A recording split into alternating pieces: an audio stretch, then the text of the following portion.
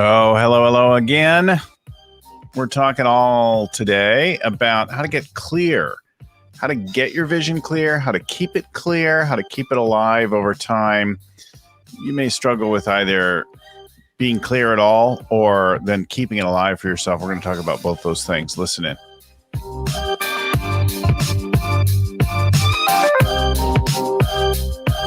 Hi again, everybody. My name is Bill Gallagher.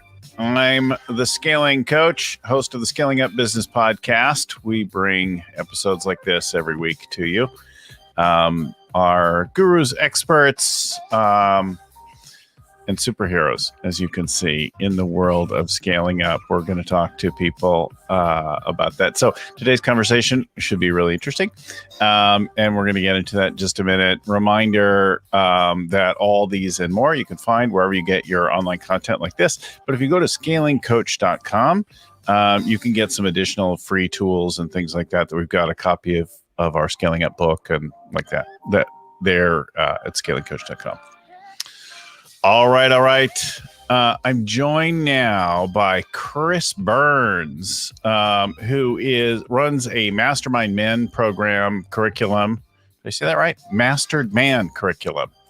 And he's got some interesting things to share with us. And you can tell he's colorful and interesting with the headband. If you're watching in video, right, which I know we have probably lots more listeners on the audio side, but you're wearing kind of a groovy headband there. So we're going to get all into all your story, but why don't you talk about that? Because that's the headband in the room. Yeah, I love it. I always love to give people a reason to check out other formats of content. So you're welcome, Bill. No, I'm just kidding. and thank you, everyone, for tuning in. Bill, thanks for having me on. This headband really came as a form of self-expression for me. I was in Tulum earlier this year in February, Tulum, Mexico, and we were having a retreat, my wife and I, and it was a beautiful experience. We had some spiritual people there, and there was just some really cool openings. If you haven't been to Tulum, you should all get to Tulum real quick. It's super fun. Yeah. Yes, we're going back in about a month, and it's a beautiful, beautiful place. And so we were having these experiences, and I got this flash of insight, of clarity, so to speak, on how do I truly be my authentic self. Authenticity is a word that's thrown around a lot these days. And for me, I said, well, I really love spirituality. I also love the science. I love the engineering background that I have, Bill. So I said, how can I combine the two of those and combine the science of spirituality and crystals and magnetic and electromagnetic properties of things, of devices, things like that, and be a front runner, a pioneer for those things. And so I looked online, was looking for different devices, headbands, things that I could wear, and came across this one. I said, let's test it out. I love being the life laboratory and life experiment to test on myself and then recommend to other people based on my experiences. So you were looking for something that was a token and an expression of something, like a sign, something that you could wear in that way. Exactly. And crystals themselves, I don't know if you know much about like semiconductors, but they're built with silicon. And so that's a form of crystal, and it has the ability to store, transmit energy and be programmed with specific frequencies. And so when spiritual people hold a crystal, they're doing it not just because it's, placebo effect, but there's actually serious properties that are happening there that allow that crystal to modulate someone's frequency in their body, the cellular function, the brainwave capacity. So it's not just for looks and accessories, but also how do I amplify my being and my presence in the world. Yeah, that's great. And I love the combo too, because with the hairstyle, your hairstyle, active hairstyle, and that together, you've definitely got a very like superhero kind of an experience somewhere between Lex Luthor and what's his name from the Android character with the Vision? Vision, yeah. Yes. Marvel. Yep. Come on. And I especially love goes to one of our values that you're loose about it, right? Like I can say, hey, what's the deal with the freaking headband, dude? And you can challenge like, oh, this is really special to me and it's cool and that kind of thing. And so I love that. And we said in getting ready, it's a form of self-expression. Yep. And I'm all about that. So and I've heard people say, "Oh, it's like a king's crown. It's like Wonder Woman's headband." I'm like, it's okay. Whatever it triggers in your mind or someone's mind, it's branding, right? It's association with other things that people typically. I desire it to be something that's a positive association. If that doesn't happen, that's okay. But I think these are the things that we can do to express ourselves, but also brand ourselves as unique individuals in today's marketplace, Bill.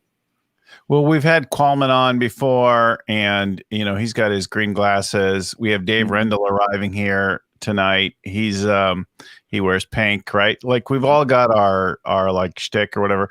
People say to me, "Oh, your glasses," right? It's funny because these glasses I pretty much only wear on the computer, right? And I was just at a in-person meeting, and people were like, "Oh, I almost didn't recognize you because I didn't have the glasses on," right? Yeah. Because I should get like a clear bifocal version of these.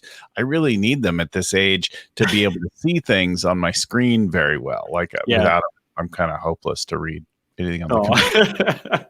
Adaptability, man. That's the key. Adaptability. All right. So before we get into this idea of the clarity of the vision and then keeping that vision alive, things that I think are really important, and I spent a lot of time talking about, I'd love to hear your approach to them. Let's talk kind of about how do you get involved in this mastermind for men and coaching men and working that. And just a shout out, like I said beforehand, hey, we have a lot of female listeners, so we're not just speaking about your particular work is targeted towards men, but we are actually we're tailoring this message to everyone. So yes. Women, do not tune out right now. There's something here for you. Amen. And for me, Bill, I worked with, I would say, majority women before, I would say, about the last year. And getting into this mastering the man within and men mastermind really came as a place of something was missing in my life. Not that anything's wrong or bad or anything like that, but that I didn't have a sense of camaraderie and brotherhood in my life. And I knew that would amplify me and challenge me to be a better version of myself. And I'm super grateful because my wife, she's a women's coach, hosts women's groups and circles and podcasts and all this stuff.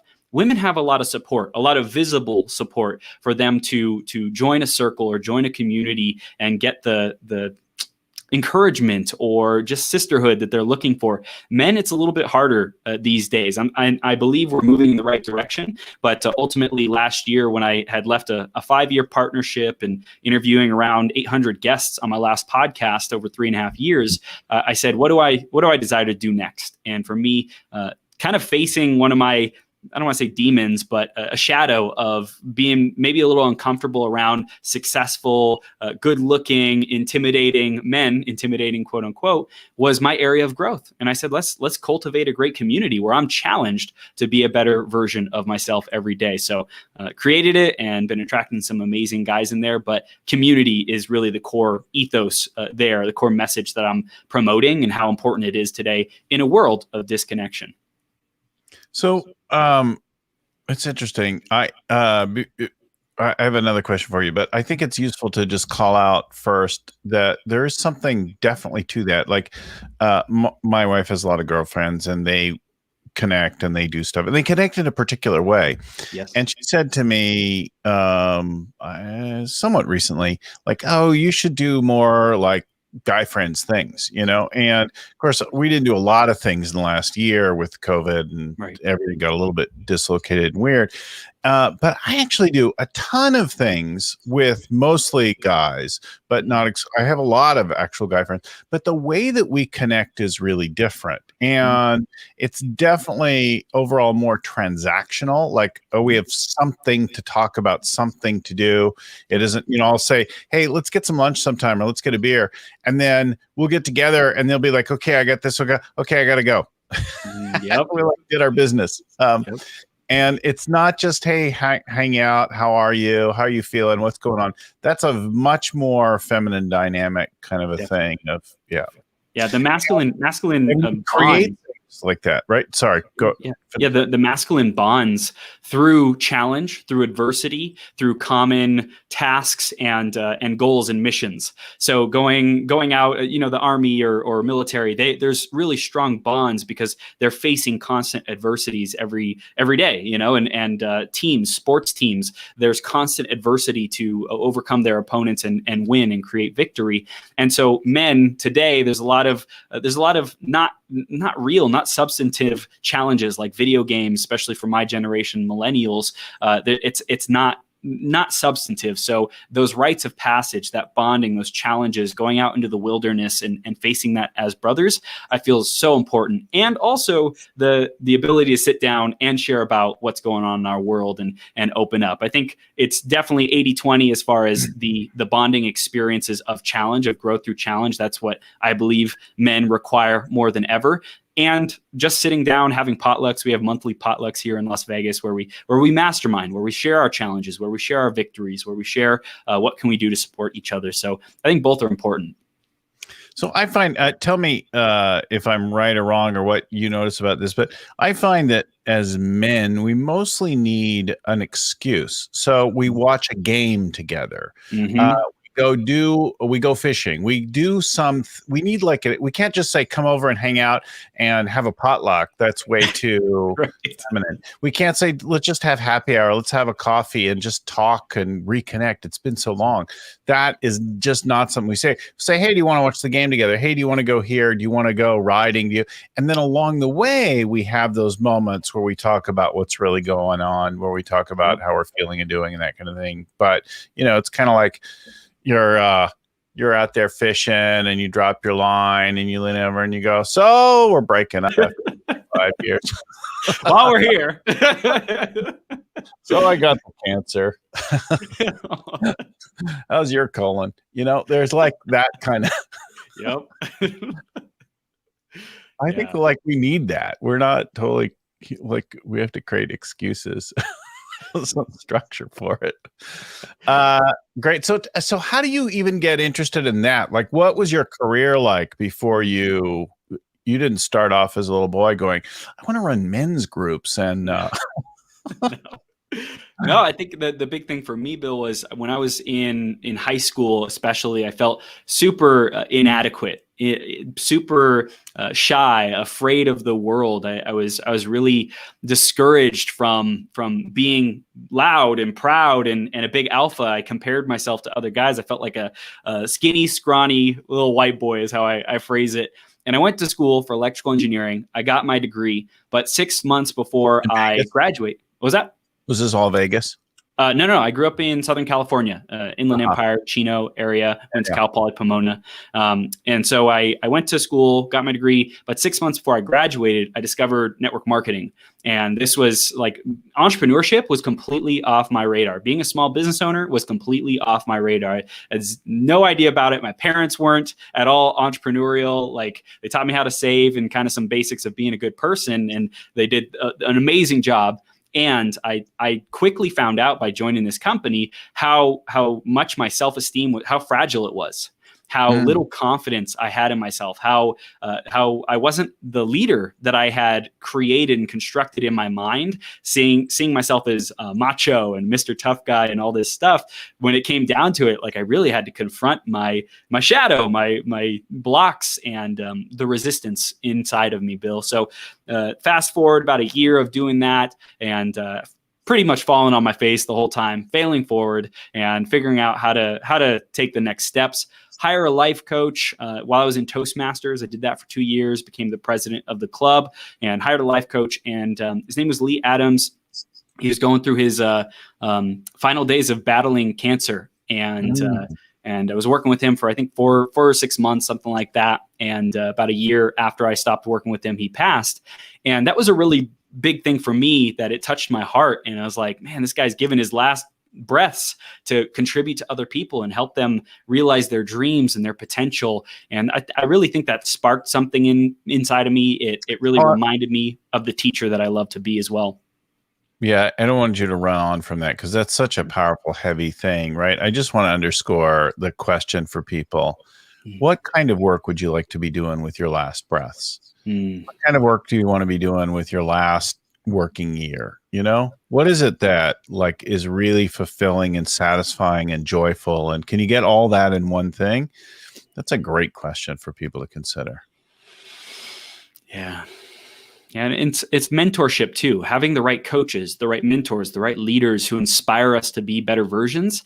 My parents were great, like I said, but they didn't know how to model a life of legacy. They lived a pretty comfortable life, very well off, middle class, upper middle class, but it wasn't something that it was like they made a big impact in the world. And not everyone's supposed to do that, but I really got that spark lit inside of me with network marketing and working with this coach, Lee Adams. And so I spent the next couple of years trying to find out what my path was, did door-to-door sales for Verizon business phone lines and internet, and started on Fiverr, did copywriting, communication editing. Then I took all the information I'd been learning in personal development, started a coaching company about 6 years ago, started a podcast, started doing live events, in-person workshops, one-on-one coaching, all that good stuff, and just been developing myself ever since. There's definitely a certain amount of chutzpah and all that. So as a fairly young person, early on in your career, you move right into coaching and training and things like that. Folks like me spent, decades before we moved into that. And I think there's something great, like learn it and start to share it then right away that I hear. Yep, absolutely. Absolutely. And I have the philosophy, if something doesn't exist in the world, go create it. Go be the leader that starts something. Like you started this podcast and the show because you saw something was missing in the marketplace. You saw business techniques, strategies, inspiring stories, getting connected with leaders who can support people along their journey of scaling up and being the best versions of themselves. You saw that was missing in the way that you knew you could provide and you could deliver. And for me, I've always been the person where it's like, well, I'll go host the first meetup. I'll get 20, 30, 40 people in a room and just start the dang thing. And then we'll go from there. We'll just take one step at a time. Actually, I didn't do that. Maybe I should have done that. But I actually did it. A good friend of mine, one of my forum mates. So I have been in various business forums over the years. And one of my forum mates is a top-rated podcaster, a guy by the name of Jordan Harbinger. Shout out to Jordan. Yep. And Jordan said to me, he's like, dude, you have a background in radio. You should just go start a podcast. And I was grappling with, like, different coaches will start blogs and write books and he's like, just do a podcast. It's going to be great for you. And I thought a lot about it. And then I took a while to take his advice because I spent some time thinking about what was a sustainable, consistent format that I could do. How could I make sure that if I launch it, I do it every week and be able to afford it in the beginning, the time and the money of doing it. So I did it mostly because I could. And it was something different. But in reality, I didn't look and see what does the marketplace need and what's my unique, fresh thing. I'm like, I can get a steady stream of guests. I'm going to be very comfortable interviewing. I understand, like that kind of thing was more what drove it. Yeah. And then we stuck with it and fiddled over time, right? Yeah, it's starting though. I think the concept is ready, fire, aim, or aim, fire, ready, whatever the order is. There was a little bit of aiming in the beginning. Yeah, but it wasn't a direct problem solve. It was more like, what do I want to do? Would I enjoy doing that? And it turned out it's one of my favorite things to do of all the things I do. Like hosting a podcast is super fun and not hard for me, right? Yeah, it's interesting. Thanks for calling that out. It's good to reflect on these things. So this notion of vision, like what did you do to get clear about your vision? But talk about a little bit about your personal, like how you developed yourself and how you developed your own and like that. Share your own story. Yeah. So vision for me started off at 21 years old ish. And my greatest vision was houses, cars, women, travel in the world, right? Like, that's what drove me. It was very ego-oriented, self-oriented, and superficial. And that's what started me off. I had really common at 21. Like, where am I? Like, what kind of car am I going to have? Where am I going to live? Who am I going to date? Right? Like, that's really Yeah, and it's beautiful because I got started, and that was enough for me with my work ethic and character that I continued to persist and persevere. And so I had to have a compelling vision, and that got me started. And then thankfully I had some pretty good work habits, study habits that my parents had instilled into me from growing up and going to college, and I applied that diligently over and over and over again. So clarity, I believe clarity of knowing the vision. A lot of people, I think, that's simple to do. It's simple to say, well, what do I really want? Maybe people don't ask themselves that question, but if you're willing to ask yourself and you're willing to slow down and dig a little deeper and feel into that, or think about that, picture that, what does my best day ever look like? I was asking these questions at 21, 22 years old, saying, what do I want my life to look like? And so that was a big part of it. And I'm sure you have most of your audience has asked that question of themselves, right? They've been in personal development for a bit, and they have asked this question. But clarity and execution on that vision, those are two vastly different skill sets, right? Like I can brainstorm all day, a billion ideas, but the ability to go and execute on the one that I think is most important, most valuable, most relevant, that's a different skill set. And so I think that's the bridge that I'm here to bridge, I guess, to cross and help people cross, is taking their vision and applied, consistent, perseverant action to help them be able to get there. So that's a big part. It evolved along the journey, but that's where it started. So you maybe have a personal or a client story about this, but I'm struck as you're speaking with lots of people have lots of ideas about different things. And I have a ton of ideas. I lead with ideation, and I have new ideas all the time. But when you ask me, what do I want? Like, what do I really want in the future, and pick a time horizon, I can think about it for a few minutes, come up with some ideas, and then actually say, that's it. That's what I want. That's what I can see right now. Commit to it, speak it out loud, share it publicly. But and then people are like, how do I do that? And I don't know. Like for me, that's easy. But I recognize that for a lot of people we work with, that's not easy. They have like, well, it could be like this, or it could be like that, or I'm like, it could be lots of ways, but what do you want? And I find people have real trouble saying it. And my suspicion is always that they're afraid to speak what they really want, that they kind of know what they want. They're afraid to speak it because they might not have it. They'll be embarrassed. It'll sound funny, or they won't ever get it. And I usually think that's going on, but I kind of get the feeling some people, they just don't know. They don't have that vision. What do you find, or what's your experience in this area? Spot on, Bill. For me, one of my clients, Kevin Castillo, love the guy, brilliant dude. He created his first podcast. I helped him create that podcast, get clear on the vision of what his podcast was about, where he wanted it to take him in his future years. And it started out as Life Supercharged was what it was in the beginning, and then it evolved. It changed. The name changed. That was about a year after launching. He went back and he changed the name, changed the format, and then launched his book about a year or two after that name change. And just that process of him being, he was a wantrepreneur. He was like posting inspiring things on Facebook and wanting to inspire people, but didn't have a vehicle to grow himself and grow his impact in the world. And so after launching the podcast and the book, now he's getting booked on stages, and I would say closer to living his dream life than he has ever been before. And I believe he would agree with that.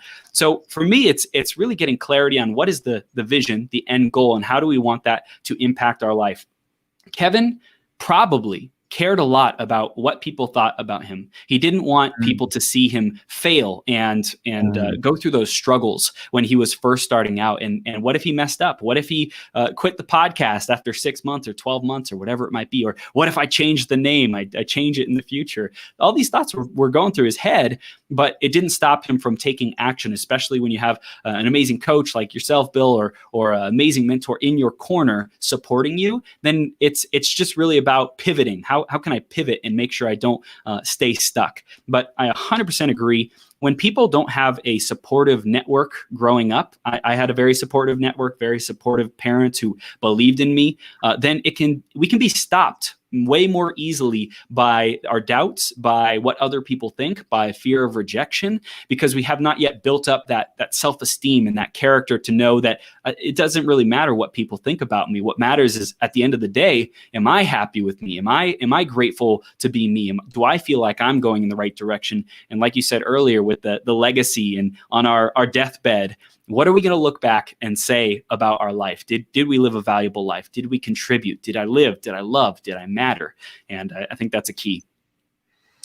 Yeah, there's definitely something. So, in my 50s, with a lot of both successes and failures at a different stage of life, with a different self-awareness, the freedom that I have personally to speak my mind, to go for things, is completely different than I did in my 20s, right? Oh, yeah.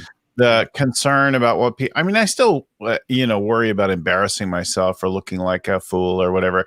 I was just at a meeting recently and somebody called out my name and I was looking at something else at the moment. I had no idea what they were talking about, but I looked up and I sort of smiled, and I didn't want people to see that, I was somewhere else. Uh-huh. Yep. Right. I didn't want to reveal that. I don't have any idea what you're talking about. So I just sort of looked and smiled like, okay, whatever, I'm game. And there was no response needed, but I was worried that I was supposed to say something that I hadn't heard. Yeah, it's the physiology. I love to study physiology and state. And I don't know about you, but if I'm in that kind of a situation, my whole body's gonna like flush with anxiety or potential shame, or like that energy of feeling uncomfortable, whatever that is for people, feeling something in the pit of our stomach, whatever in our gut, whatever that is.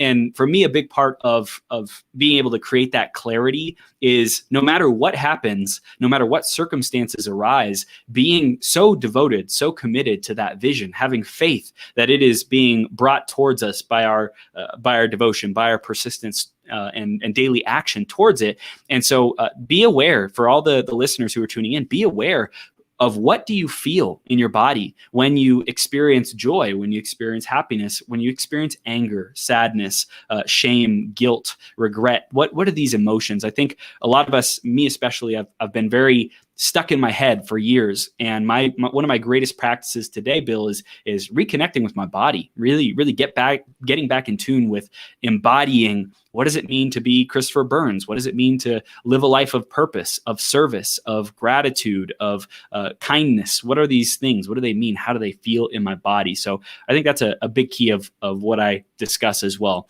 What do you think, Bill? So you're talking about physical and emotional awareness, becoming aware of and bringing awareness to that. And what do you do if you notice that you're afraid, or you're embarrassed, or you're confused or distracted? Like, how do you handle that, or how do you coach the folks to deal with that? Yeah, so I'd say a big part in our mastermind, our Elite Men mastermind that we host, is breathing, getting grounded through breathing. And so we intentionally have these sections of 60 seconds, 2 minutes, 3 minutes of just slowing down and getting reconnected back in our body, because it's so easy to just be go, go, go, go, go in today's world. There's so many opportunities, not enough time, so much information, so many possibilities to take action on. So for me, Bill, and the guys that we work with, it's really focused on breathing and reconnecting with our breath. Because once we reconnect with the breath, then we could start to pay attention to the sensations. And I was just at a 10-day silent meditation retreat, Vipassana meditation retreat. Highly recommend. Super, super powerful. And one of the greatest things that they teach there is to observe the sensations without reaction, without craving something different or something that you desire, nirvana or bliss or peace. If you're attached to that, it's going to steal our joy. And so not to be craving, but also not to be averse to anything. Don't be averting any kind of experience, pain or guilt or sadness. So I think a big part of it for me and in my philosophy, Bill, is to just observe. How can I not try to push this emotion, this feeling out of my awareness? How can I just be with it, breathe through it, and allow it to be? And then it'll probably be gone in about a minute or two. Or if it's something that's a deeper trauma or wound or something like that comes up in our psyche or in our body, manifests it in our body, then it might take a little bit longer. But ultimately, I really believe it's breathing in that centered, sourced position so that it doesn't throw us off track, off our kilter, off our balance, and breathing through it, man. I will use a little bit of breathing. I definitely use a lot of self-awareness, both in the team and the executive coaching, the CEO coaching. I have one other little hack that I found that like really works for me, and I share it liberally, and that's I invite people to go public with things. So when you find yourself like, instead of staying in your head trying to accept it, embrace it, or breathe through it, which is all fine, I'll say, okay, once you stop and notice it, then call it out. Oh, I'm sorry, I get distracted. You said a thing and I started thinking about my shopping list, or like, oh, I started like, I'm sorry, I totally left. I stopped paying attention to you. Would you like tell me that again? Or, oh my God, I just got embarrassed. I realized something. Or I'll call out embarrassment, faux pas, things like that as much as possible, and just kind of go public with them. And then I notice that immediately brings me back connected with people and present in the moment. And like it changed, like instead of it being alone in my head somewhere else, now it's out between us. And as a result, we're connected again.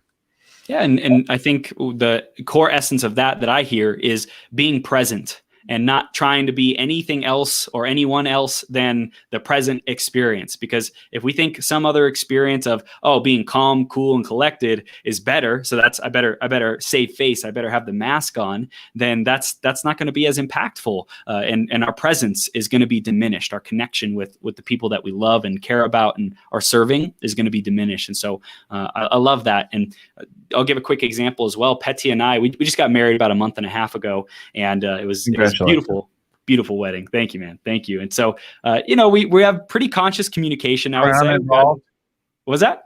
Was the headband? I wanted to, but I was like, no, I'll leave it off for the wedding. And so what happened was yesterday or 2 days ago, Petya had some emotions come up due to us moving to Tulum for about 6 or 7 months, right? And we live in Vegas, and we'll be living there for 7 months. So there's some unpredictability. Different environment, but they're both hot. Right.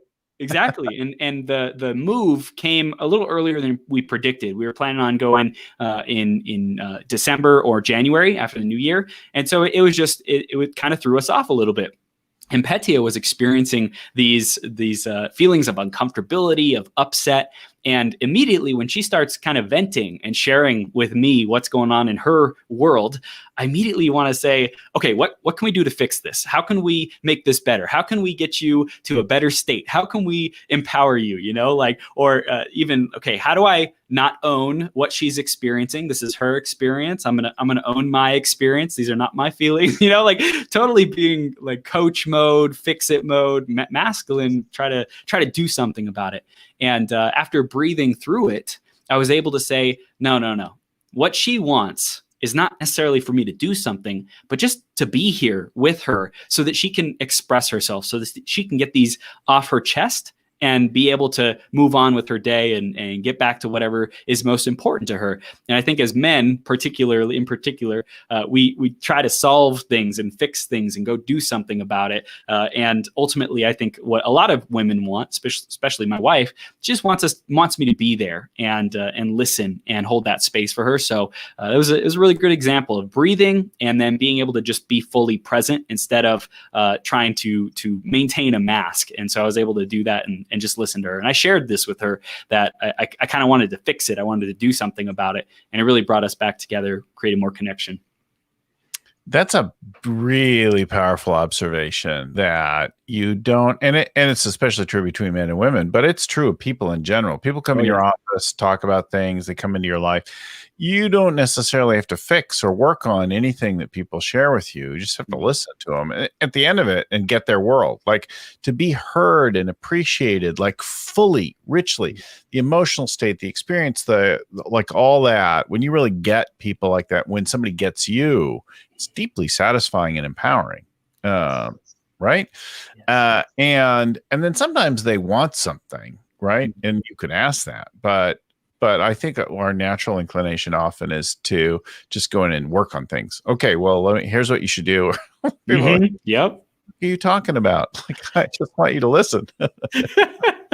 Well, that's why it also helps as people who might get frustrated ourselves. How do we communicate what we desire from the people around us, from our team, from our boss, from our with our Yeah. employees, whatever it might be, spouse, friends, family, and if we're able to communicate, hey, I just need you to listen right now. I don't need any solutions. I don't need any problem solving. I don't need any advice. I want to get this off my chest. Can you do that for me? Check in and see, is that something that they're willing to do? Of course, like, can't just assume someone's willing to hold that space. Or if you want solutions and say, I really have been banging my head against the wall. I'd love some input from you to be able to move through this. And that's another way to create clarity, is not to try to do it on your own, because it's one thing to journal. And I'm a full believer in journaling and allowing whatever comes to our conscious mind and whatever we're inspired by to just land on the page, and free writing, scripting our best day ever, or dream life, or whatever it might be. And to be able to have someone who we're able to bounce ideas off of and validate that and help guide us, keep us on kind of a productive track of conversation and thought, I think is really important as well. Here's what I think is kind of cool about that we don't often notice, is the idea of telling people what you want before, or checking with people what they want before you start a conversation. So you start a conversation and you say, hey, can I just share something with you? Right? That's clear. I just want you to listen.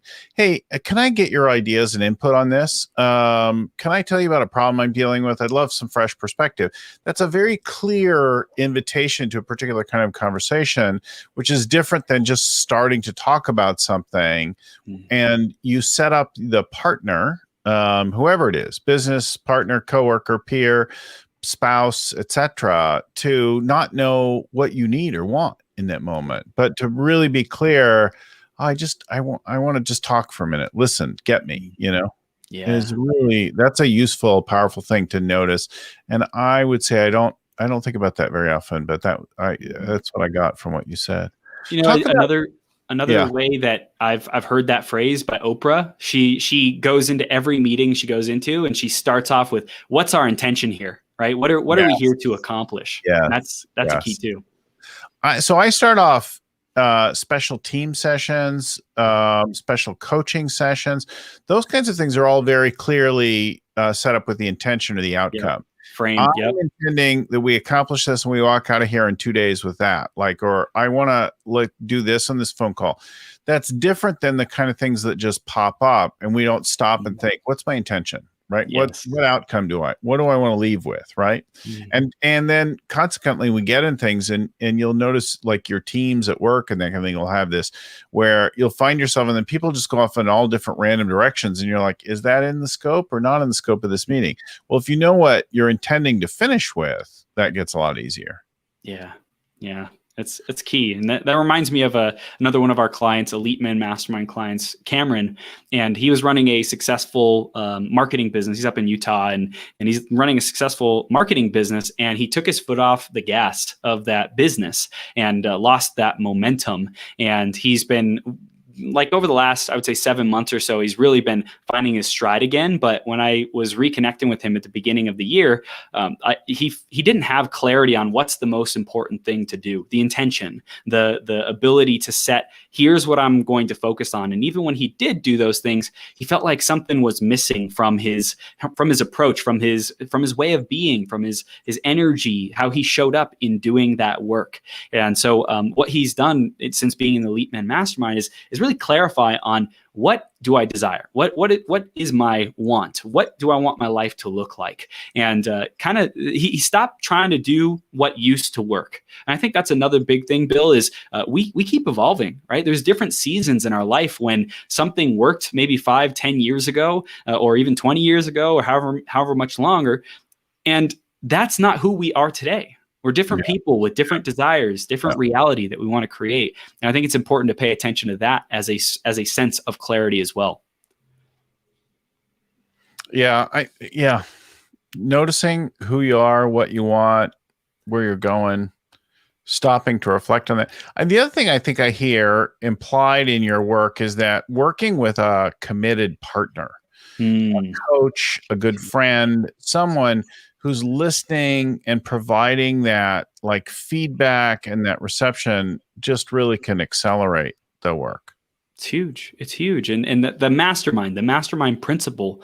And when we're around a group of other people who are in a spirit of harmony, two people, two or more people, that third mind that gets created from two or more people is so much greater than just 1 + 1. You might have heard it's not 1 + 1 = 2.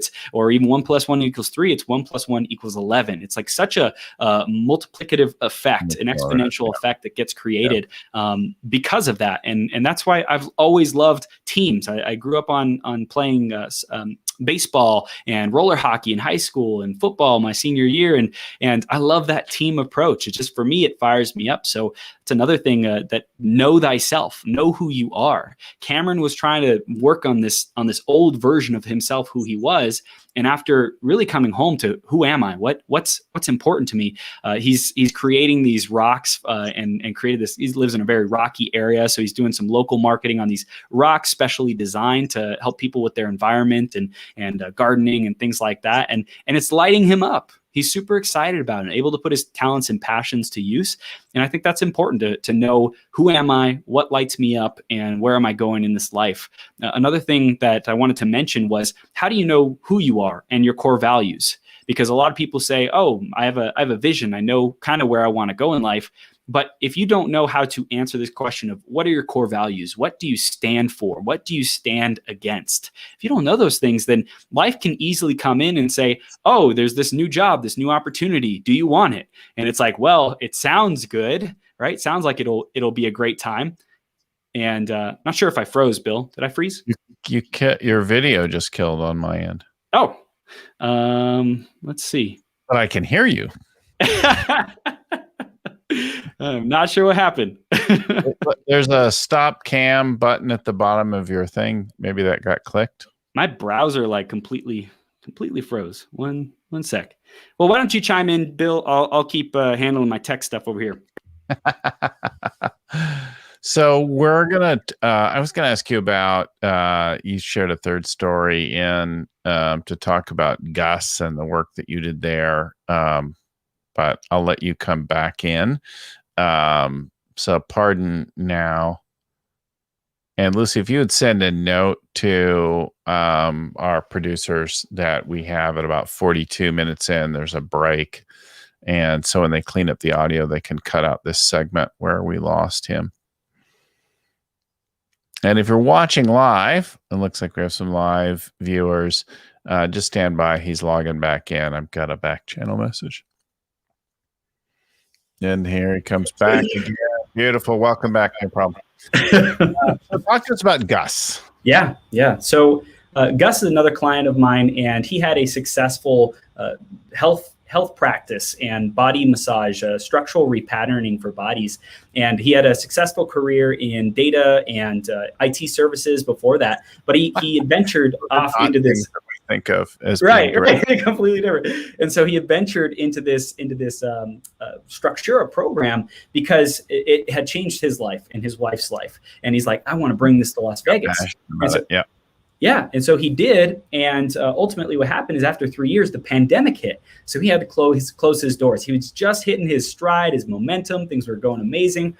And so what happened is he closed down, and he told me, I think within a couple months of closing the business, we had a lunch together, and he told me about this idea, this health services idea that he was going to bring to Las Vegas. And I was like, awesome, man, let's go. Let me know how I can support you.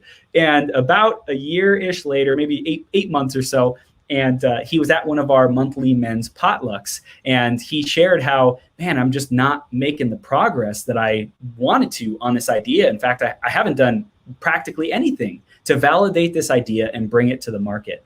And so he hired me for coaching, for accountability coaching, to just flesh out the idea. And this freaking smart guy. He's like, he knows everything that he needs to do, but sometimes we just got to get out of our own way. Sometimes we get to make it public. We get to put it outside of ourselves and make it real when we have someone or a group of people, a community, holding us accountable to what we said we were going to do, what we said we desire, who we said we would be. And so that's what we did with Gus. And after I think like 2 or 3 weeks, he's on fire, man. He was like, at the time when we were coaching together, he's on fire, and he's like validating the idea, getting clear on what's the platform going to be on, talking to different providers here in Las Vegas, and he's just moving and shaking. And he said, thank you to me after working together. He's like, thank you for helping me to get started and get like basically off my butt and get into gear so I could bring this to the world. And of course, there's still a long road ahead of him of bringing the idea to the market. But ultimately, what he was looking for was that just jump start. And I think that's what a lot of people are seeking today. Is they're comfortable, they're in a rut, they're in whatever, some kind of flow, some kind of just going through the motions. And what they need is a jump start to get up and out of that into a greater version of themselves in their life. And that's one of the things I love to do, is just remind people what they're capable of and what's possible, Bill. So as we run out of time, let's just recap. There's some great nuggets there, but you talk about, on a more personal level, identifying core values, the things that drive you, the events that are positive or negative, distilling from those what you care about and creating that. I've done, well, actually the values for my company, because it's closer to a practice than a like a large team business. It's so much driven by me. More mirror my own personal values than any other company at any time. And but you can do that same kind of thing. You can, like, who should I have on my life team, and that I hear that here. And then creating this vision for your life. What do you want to do? You talked about journaling. You talked about visualization. And you sound flexible with the approach, but figuring out where you want to go next as far as you can. And I heard you talk about like the next horizon, but also like your whole life, thinking about that. And from that, discerning the kind of person that you want to be, focusing then in on the appropriate growth. And then you mentioned a lot of times having a coach, a mastermind, or some other group. I'm reminded I have a mastermind meeting, for a peer mastermind this week. And then I have a multi-day forum retreat that's a entrepreneur forum coming up. And then I've got an advisory board meeting a few weeks after that. So I've got a range of these kinds of things where multiple minds are working on common things. And I don't think I just have one of them, right? Have lots of them. And certainly you're advocating that. We advocate that too with our clients. If you want to find out more about Chris, go to menmastermind.com. Read about his programs, check him out, see more with the headband and the groovy background. And I love it. You brought color and personality and presence, and you can see like your self-expression. I'm not going to wear the headband, but I can see that your self-expression is lit up. You've grabbed onto something that and it comes through like, hey, I'm going to go with this. I'm going to do my thing. And I just love that. So be you. So menmastermind.com is where to find out more about Chris. And if you want to find out more about us, you'll go to scalingcoach.com. We can help you find coaches or getting the resources, connect to people like Chris. You'll find this show, the show notes, the links, all that kind of thing, and more at scalingcoach.com. If you want to send us a note, info@scalingcoach.com is a good email for that. Big thanks out to Lucy Summers, getting our show produced each week in, week out. Go, Lucy. And to Vern Harnish, author and creator of the whole Scaling Up framework that we use. That's the core of our work. Big thanks to the folks at Podfly Productions, Albie Burge, who edits our audio each week. And we'll clean up the technical glitch in the middle of this. To Ein Codina, who writes up our show notes, and Tim McGowan, who proofreads everything. Thanks again, everyone, for listening. Keep scaling up. We'll talk to you again next time. Bye-bye.